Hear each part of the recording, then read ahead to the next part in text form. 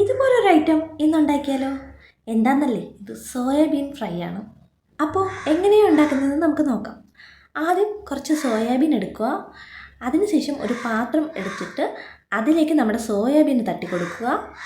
അതിനുശേഷം നമുക്ക് ആവശ്യത്തിന് വെള്ളം ഒഴിച്ച് നമ്മുടെ അടുപ്പ് കത്തിച്ച് അതിലേക്ക് കുറച്ച് നേരം വെച്ച് ഒന്ന് തിളപ്പിച്ചെടുക്കും. തിളച്ച് കുറച്ച് കഴിഞ്ഞതിന് ശേഷം നമ്മളതിനെ ഊറ്റി ഒരു പാത്രത്തിലേക്ക് മാറ്റുക. അതിലേക്ക് ഒരു തണ്ട് കറിവേപ്പില, മീഡിയം സൈസിലെ 2 സവാള അരിഞ്ഞത് ഇട്ട് കൊടുത്തതിന് ശേഷം നമ്മൾ മസാല ചേർക്കാൻ പോവുകയാണ്. അതിലേക്ക് ആദ്യം മഞ്ഞൾപ്പൊടി 1/4 ടീസ്പൂൺ, മുളക് പൊടി 1 ടീസ്പൂൺ, ചിക്കൻ മസാല 1 ടീസ്പൂൺ, ആവശ്യത്തിന് ഉപ്പും ചേർത്ത് നന്നായി തിരുമ്മിയെടുക്കുക. നമ്മൾ തിരുമ്മുമ്പോൾ ഒന്ന് ശ്രദ്ധിക്കേണ്ടത് കൈ കൊണ്ട് നന്നായി തിരുമ്മിയെടുക്കാൻ ശ്രമിക്കണം. എന്നാലേ മസാലകളെല്ലാം എല്ലായിടത്തും പിടിച്ചിട്ട് നമുക്ക് അതിൻ്റെ ടേസ്റ്റ് കിട്ടത്തുള്ളൂ. അപ്പോൾ ഞാനിത് നന്നായി ഇളക്കിയെടുത്തിരിക്കുകയാണ്.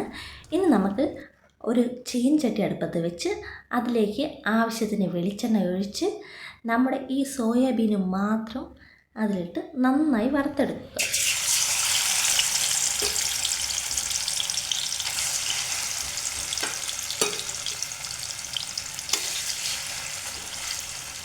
അപ്പോൾ സോയാബീന് ഒരുപാട് മൂത്ത് പോവാതെ ഇതുപോലെ ചെറിയൊരു ബ്രൗൺ നിറമായി വരുമ്പോഴത്തേക്കും നമുക്ക് ഒന്ന് അങ്ങോട്ടും ഇങ്ങോട്ടും മറച്ചിട്ട് കൊടുത്തതിന് ശേഷം നമുക്കിത് കോരി മാറ്റാം.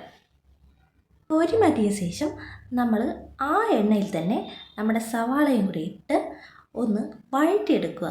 സവാളയെല്ലാം നല്ല വെന്ത് വഴന്നതിന് ശേഷം നമ്മൾ നേരത്തെ ഫ്രൈ ചെയ്ത് വെച്ചിരുന്ന നമ്മുടെ സോയാബീനും കൂടി ഇതിൽ തട്ടി ഒന്ന് ഇളക്കി നമുക്കൊരു പാത്രത്തിലേക്ക് മാറ്റാം.